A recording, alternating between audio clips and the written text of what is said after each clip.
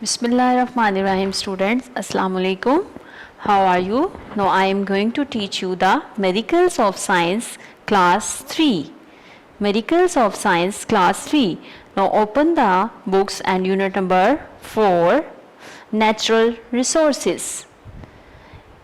Unit number 4 में हम लोग जो है वो नेचुरल रिसोर्सेज के बारे में पढ़ेंगे, यानी जो कुदरती ज़राए हैं उनके बारे में इस चैप्टर में हम लोग पढ़ेंगे. No some are the learning outcomes in this chapter. Students, you will be able to define the terms man-made resources, यानी इसमें आप जो है वो कुछ man-made resources के बारे में पढ़ेंगे, and identify the natural resources and the man-made resources, और जो natural हैं और जो man-made resources हैं उनके बारे में पढ़ेंगे, and ways in which humans have changed the natural environments, और वो ways जिससे हम लोग जो है वो natural जो environment है उसको change कर देंगे. Predict what would happen if natural resources were used up, यानी अगर हम लोग natural resources को use करते हैं तो उसको क्या happening होगी, उसका क्या असर होगा. Design a poster to communicate way to conserve natural resources. Natural resources को जो है उसको communicate ways से जो है वो हम लोग जो है वो उसको design करेंगे. Identify the endangered animals of Pakistan, और पाकिस्तान में जो endangered animals हैं उनके बारे में पढ़ेंगे. And identify animals which are existent, यानी जो इसकी वजह से जो एनिमल्स हैं जो ख़त्म हो गए हैं उनके बारे उसको आइडेंटिफाई करेंगे. Next move on the page number 34. सबसे हमारे पास आ रहा है remember and understand what is natural resources. What is natural resources, यानी नेचुरल रिसोर्सेज जो है वो उसकी डेफिनेशन करें. नेचुरल रिसोर्सेज के बारे में हम लोग पढ़ेंगे.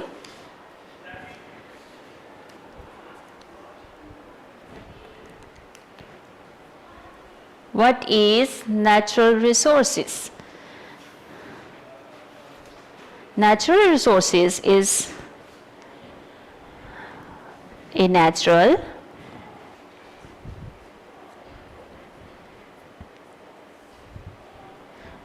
resources is what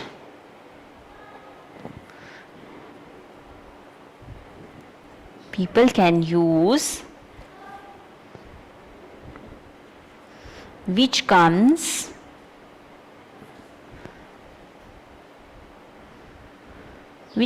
from the natural environment,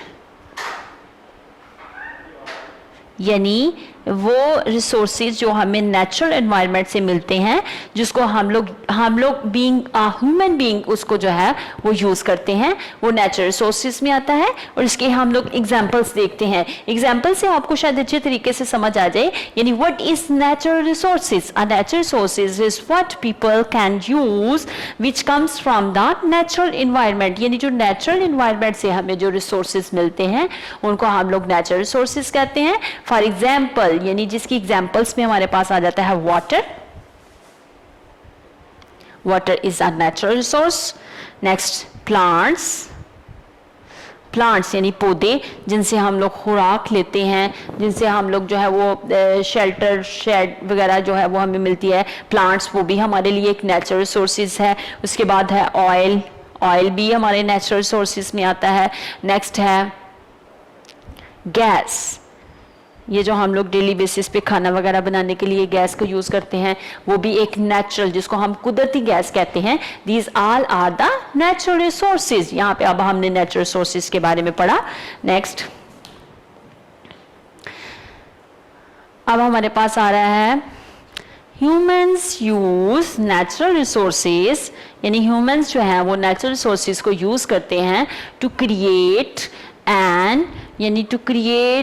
and sometimes to even change habitats, यानी हम लोग जो है वो नेचुरल रिसोर्सेज को यूज़ करते हैं कंफर्टेबल रहने के लिए, और बाज़ औक़ात हम अपनी जो है जो अपनी चेंज हैबिटेट्स यानी जो रहने की जो हमारी बेसिक नीड्स हैं उसको चेंज करने के लिए हम लोग जो है वो नेचुरल रिसोर्सेज का इस्तेमाल करते हैं.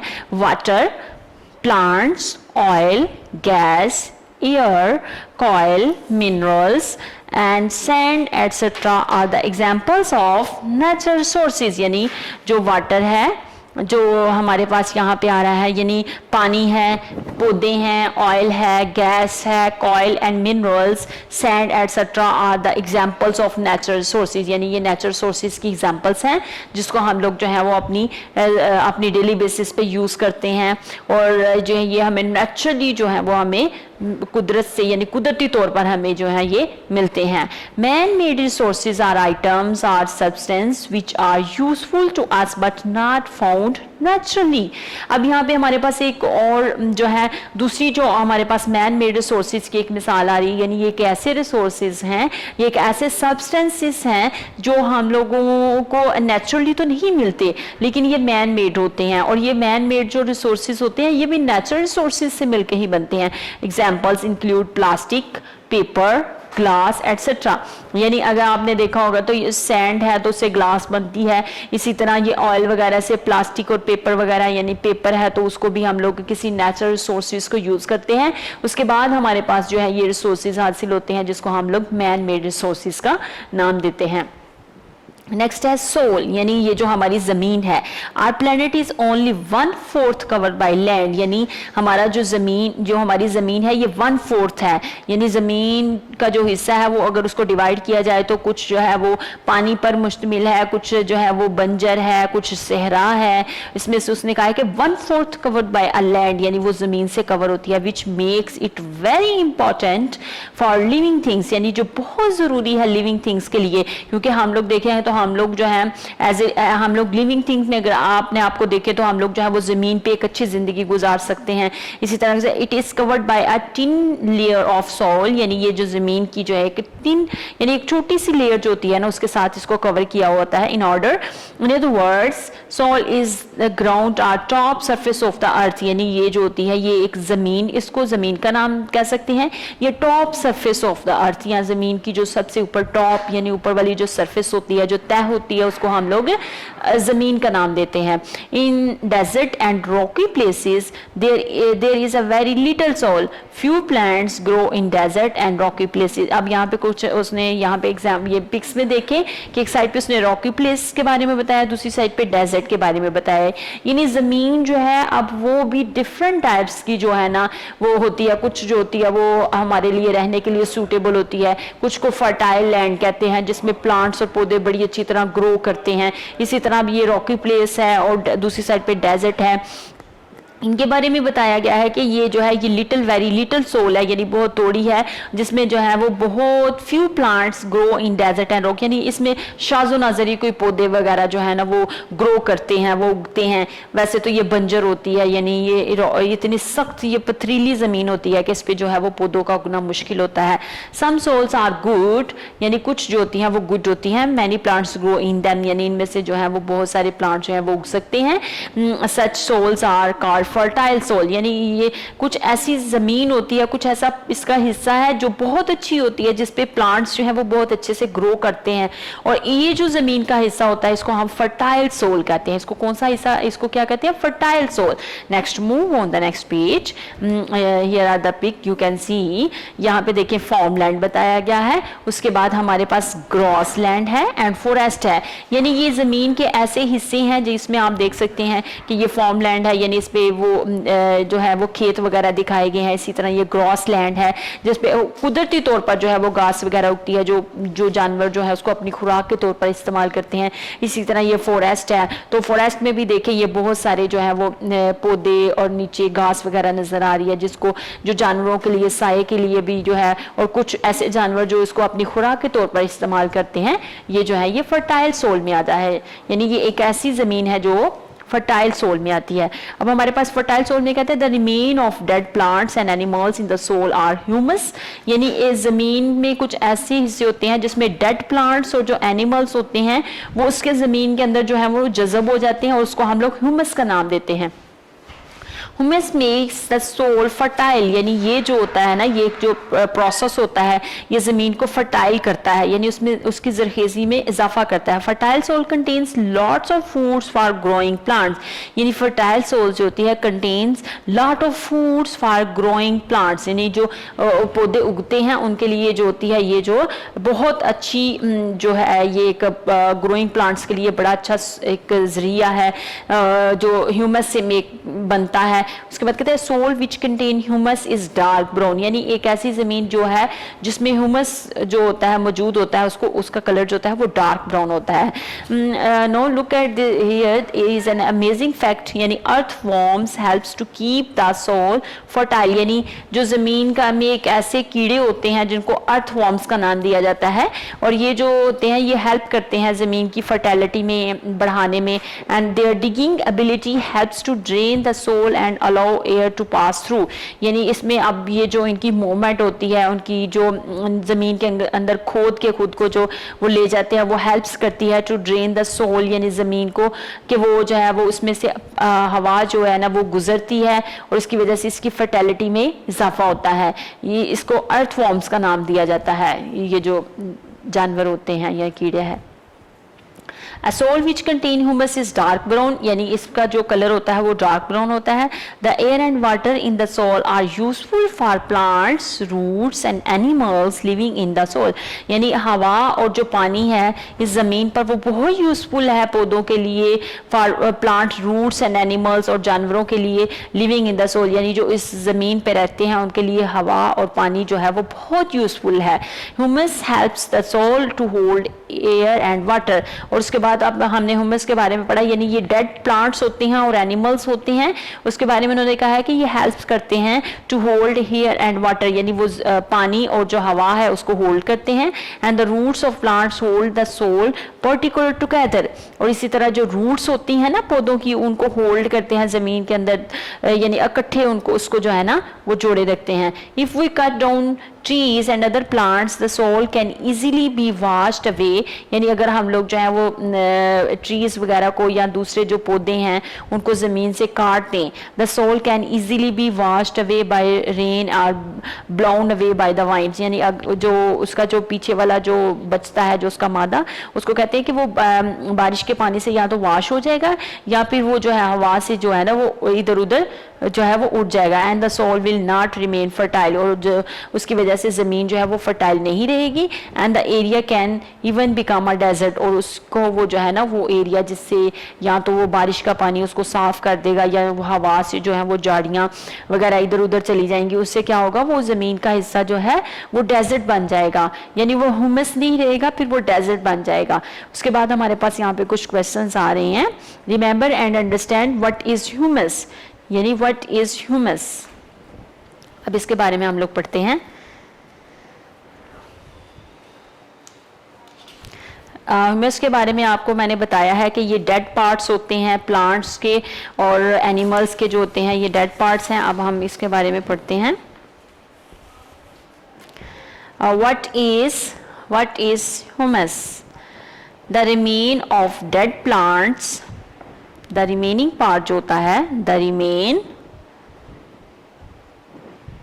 रिमेन्स ऑफ डेड प्लांट्स, यानी जो डेड प्लांट्स होते हैं ज़मीन के ऊपर, and animals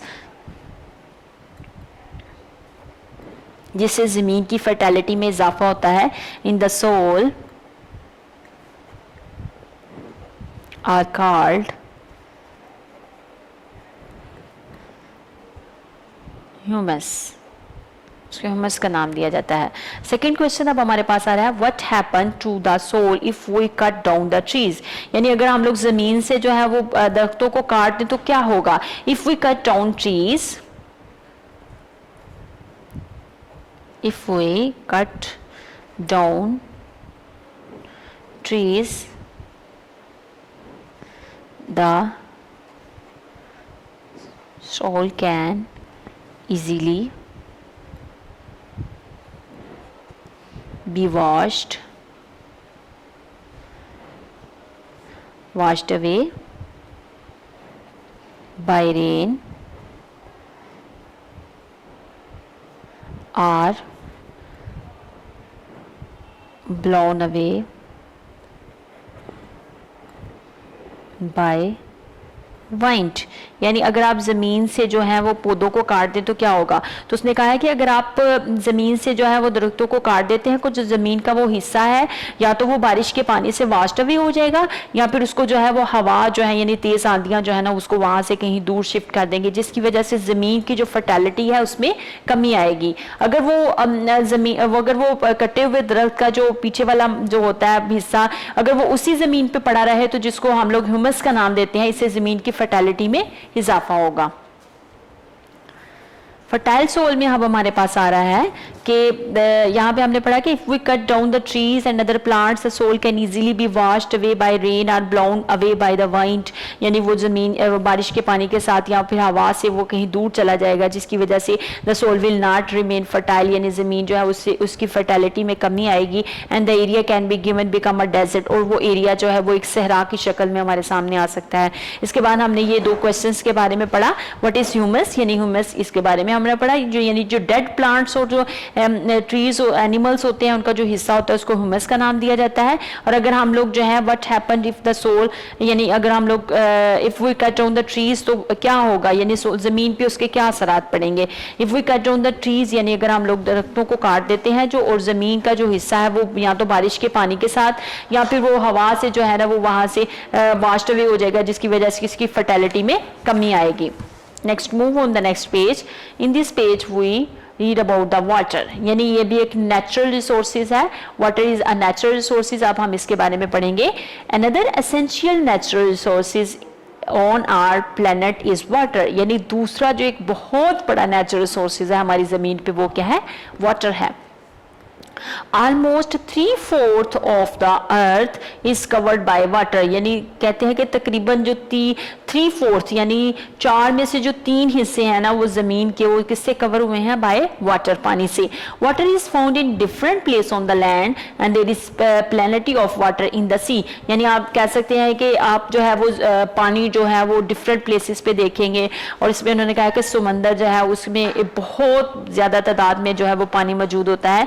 and the difference is that the water on land is usually of fresh, यानी जो ज़मीन पे जो पानी का डिफरेंस है, यानी कुछ जो वाटर होता है वो फ्रेश होता है, but the sea water is salty, लेकिन जो समंदर का पानी होता है वो नमकीन होता है, यानी उसको आप पी नहीं सकते।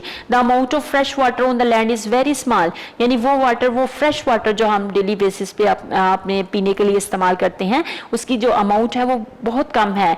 The amount of fresh water on the land is very small, only 3% है, यानी सिर्फ 3% पानी ऐसा है जिसको हम लोग जो है वो पी सकते हैं, यानी वो पीने के काबिल है, डेली बेसिस पे हम लोग यूज करते हैं as compare to the amount of sea water. और जबकि जो सी वाटर है जिसके बारे में हमने कहा कि ये सॉल्टी होता है, इसको आप पी नहीं सकते, तो उसका कहा है कि वो इसके मुकाबले में जो वो पानी जो हम लोग डेली बेसिस पे यूज करते हैं जो पीने के काबिल है वो सिर्फ 3% है।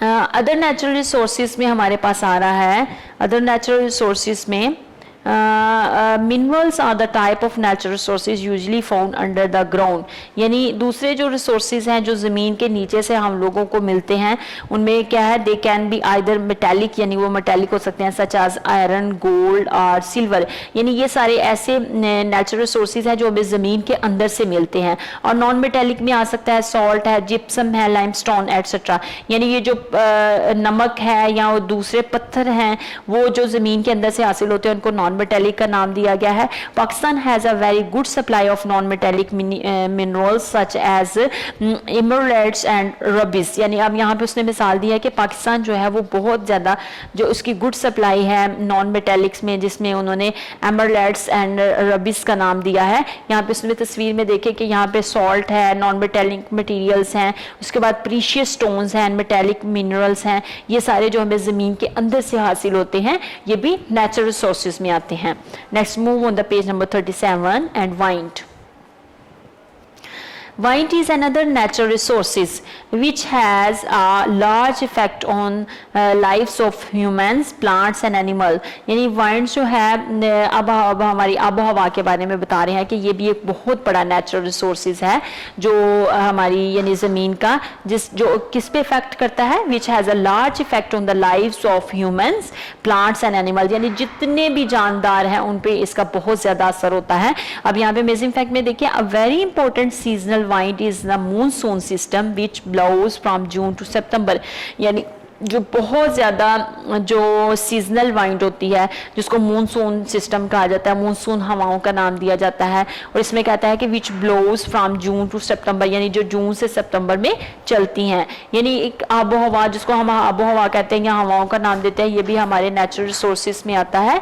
और इसका जो हमारी जो लिविंग सेल यानी लिविंग थिंग्स हैं उन पर बहुत ज़्यादा इफेक्ट होता है, जिसमें उसने कहा है कि ये which has a large effect on the lives of humans, plants and animal. यानी ये जानवरों पे भी पौधों पे भी और ह्यूमंस बीइंग्स पे भी जो है इसका बहुत ज्यादा इफेक्ट होता है. Let us find what do you think is wrong with this picture.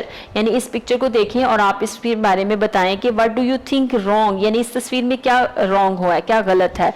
तो अब हमारे पास आ रहा है कि you can see there is a lot of garbage in this picture.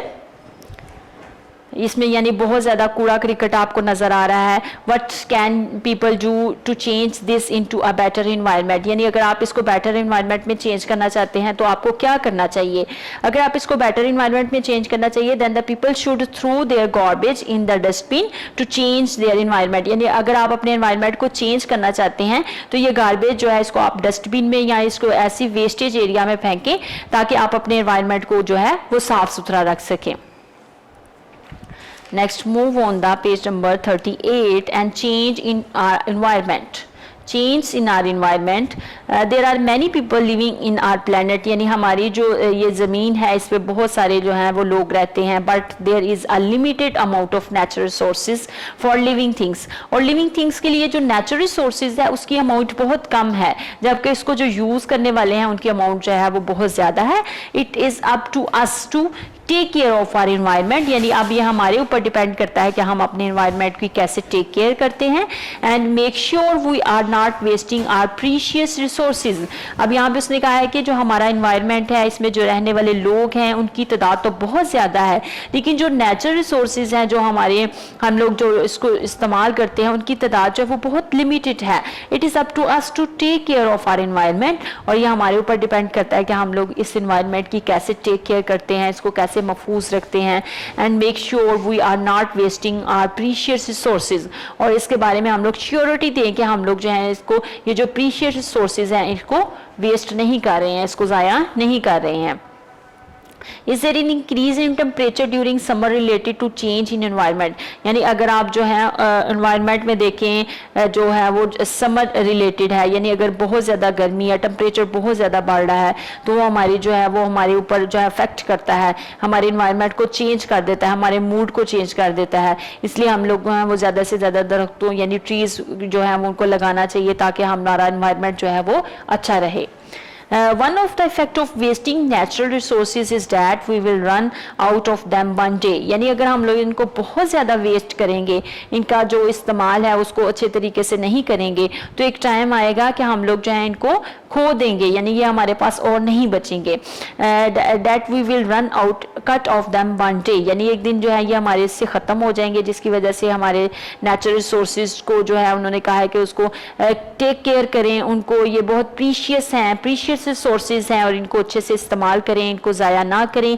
In addition cutting down large area of forest can also have a negative impact on the climate. यानी वही बात की है कि अगर आप जो है वो बहुत ज़्यादा जो है यानी जो फॉरेस्ट एरिया है उसको अगर आप कट डाउन कर देंगे, उसको ख़त्म कर देंगे तो ये जो है ये हमारे ऊपर हमारे क्लाइमेट के ऊपर जो है वो नेगेटिव इम्पैक्ट डालता है, जिसकी वजह से गर्मी बढ़ेगी, हमारा जो क्लाइमेट है वो जो है वो चेंज हो जाएगा, नेगेटिव इम्पैक्ट होगा इसका.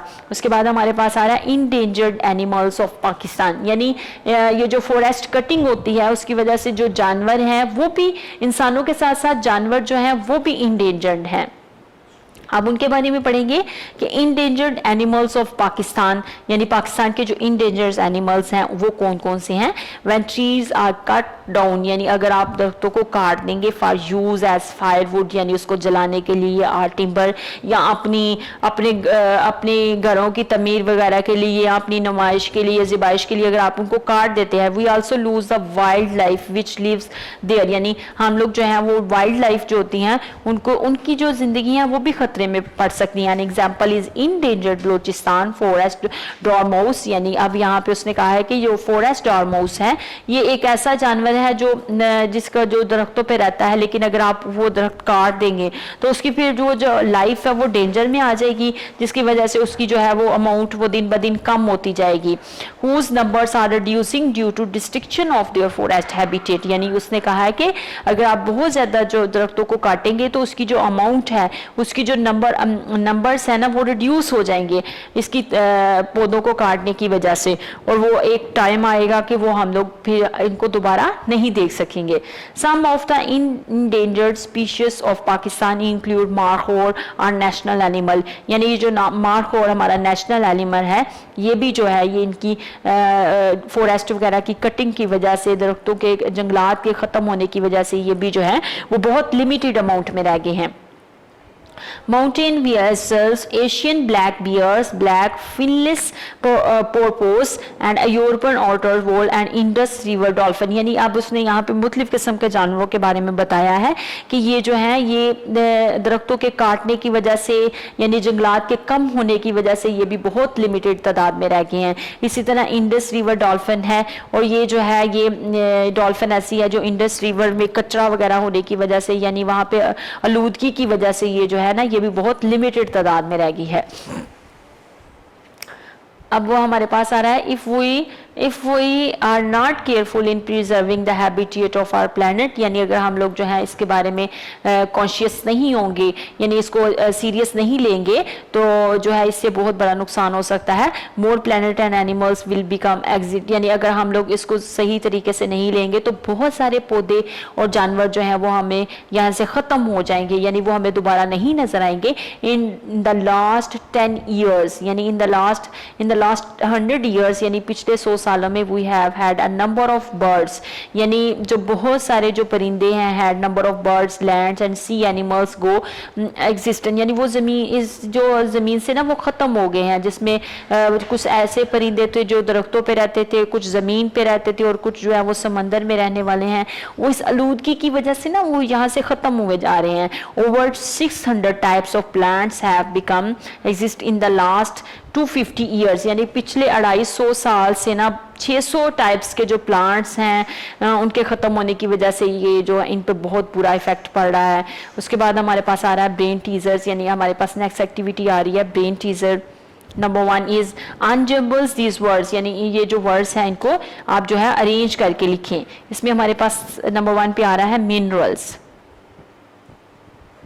नेक्स्ट है second one is fertile,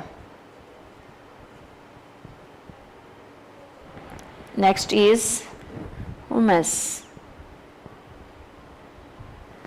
the fourth one is climate। ये अनजम्बल्स वर्ड्स थे जिनको हम लोगों ने अरेंज करके लिखा है। उसके बाद वर्ड्स टू लर्न, यहाँ पे कुछ ऐसे वर्ड्स हैं जिनकी मीनिंग्स आपको ज़रूर पता होना चाहिए, यानी कि वर्ड्स टू लर्न यानी इनका क्या मीनिंग है, इनकी डेफिनेशन क्या है, अब हम वो पढ़ेंगे। Fertile, capable of growing many plants, यानी फर्टाइलिटी यानी ऐसी ज़मीन जिस पे बहुत सारे जो पौधे हैं वो ग्रो कर सकते हैं, उसको फर्टाइल का नाम दिया जाता है। Humus, the part of soil composed of remain of dead plants and animal, यानी ये कि ज़मीन का एक ऐसा हिस्सा है जो डेड प्लांट्स और एनिमल्स की वजह से फर्टाइल होता है। वैसे वो फर्टिलिटी नहीं होती है, लेकिन अगर वहाँ पे आप लोग डेड प्लांट्स को देखें या उसके बाद उसके डेड एनिमल्स हों तो वो उसकी फर्टिलिटी में इजाफा करते हैं। उसके बाद हमारे पास आ रहा है मिनरल्स, मेटेलिक और non metallic natural resources usually found underground, यानी मिनरल्स जो है वो ऐसे मेटेलिक और नॉन मेटेलिक रिसोर्सेज होते हैं जो ज़मीन के नीचे से हमें मिलते हैं। Next, move on the page number 40 in concept map. Concept maps, natural resources अब हमारे पास आ रहा है, यानी नेचुरल रिसोर्सेज में हमारे पास वाटर है, सोल है, वाइंड है एंड नॉन मेटेलिक मिनरल्स हैं एंड मेटेलिक मिनरल्स हैं। इन सब के बारे में हमने पिछले डिटेल में पढ़ा है कि पानी जो है वो भी एक कुदरती हमारे पास नजर आया है, नेचुरल रिसोर्सेज है, सोल है, वाइंड है ये, और मेटेलिक मिनरल्स हैं, नॉन मेटेलिक यानी कि जो ज़मीन के अंदर से हमने जो मिनरल्स हासिल होते हैं वो भी नेचुरल रिसोर्सेज में आते हैं। Next move on the exercise of this chapter. First is choose the correct answer. Cut down forest does not, यानी जो आप जो कहता है कि जो आप जो है वो कट डाउन करते हैं फॉरेस्ट को, डज नॉट इम्पैक्ट, वो किस पे इम्पैक्ट नहीं करता है, हवा पे, लैंड पे, क्लाइमेट पे या जिप्सम पे, जिप्सम पे। Next, any useful material. Next question number 2 is what is the percentage of fresh water in the, यानी जो फ्रेश वाटर की जो परसेंटेज है ऑन द अर्थ वो क्या है, what is the percentage of fresh water present on the अर्थ। अब इसमें हमने पढ़ा था कि 3% जो है, यानी सिर्फ 3% जो है ऑफ फ्रेश वाटर, यानी वो वाटर जो हम लोग पी सकते हैं, fresh water present on the earth, यानी ज़मीन पे जो प्रेजेंटेशन है जो फ्रेश वाटर की वो सिर्फ 3% है, 3% of fresh water present on the earth. Next question number 3 is which animal is endangered in Balochistan and why, यानी ऐसे कौन से जानवर हैं जो बलूचिस्तान में इंडेंजर्ड हैं, यानी नुकसान पे हैं, और वो उसकी वजूहात क्या हैं। इसमें हमारे पास आ रहा है forest dormouse is endangered in Balochistan due to, उसकी वजह, उसकी क्या वजह है, उसने पूछा ना क्यों इंडेंजर में है and why, what's the reason behind this, due to destruction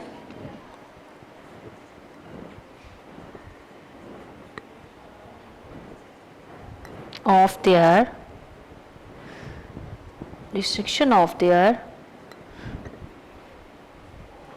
forest habitat, यानी उसकी वजह ये है कि जो हम लोग जंगलात को जो है वो कट डाउन कर रहे हैं, उसको यहाँ ज़मीन से ख़त्म कर रहे हैं, जिसकी वजह से ये जो हैं ये एनिमल्स जो हैं वो इंडेंजर्ड में हैं। These are question number 3, which animals is endangered in Balochistan and why. Forest dormouse is endangered in Balochistan due to destruction of their forest habitat, यानी कि वो जो जंगलात को हम लोग ख़त्म कर रहे हैं उसकी वजह से ये जो है इंडेंजर में हैं। उसके बाद नेक्स्ट अप हमारे पास आ रहा है higher order thinking questions. Higher order thinking questions में अब हमारे पास 2 क्वेश्चंस हैं, इनके बारे में हम लोग पढ़ते हैं। Do you think it is better to have strong wind or live in a place where little winds below, यानी आप अब इन क्वेश्चंस के बारे में देखें कि do you think it is better, do you think it is better to have strong winds are live in a place where very little winds blows, यानी क्या ऐसे आप सोच सकते हैं कि जो बहुत strong winds होती हैं या जो जहाँ पे हम लोग रहते हैं वहाँ पे जो है वो बहुत कम हवाएं चलें। No,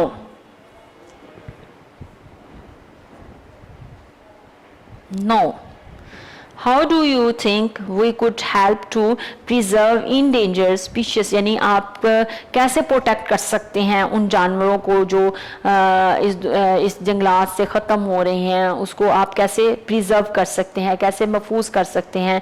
How do you think we could help to preserve endangered species to protect wildlife habitat, यानी इससे हम लोग जो हैं अगर प्रोटेक्ट करेंगे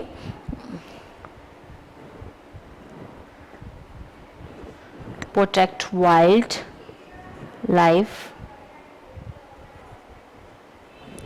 habitats, जो है इससे अगर आप जो है वो वाइल्ड लाइफ हैबिटेट्स को प्रोटेक्ट करती हैं तो आप जो है वो इंडेंजर्ड जो स्पीशीज हैं उनको सेव कर सकते हैं। All the questions are completed, जिसमें हम लोगों ने रिकॉल क्वेश्चंस और हायर ऑर्डर टेकिंग क्वेश्चंस को कंप्लीट किया। Here the unit number 4 in which we read about the natural resources is completed. I hope you got all my points correctly. Okay, Allah Hafiz. Video पसंद आई तो like करें, अपनी राय comment करें। ऐसे ही मजीद videos के लिए हमारा चैनल सब्सक्राइब करें और बेल का आइकन दबाएं ताकि आपको हर वीडियो का नोटिफिकेशन मिलता रहे।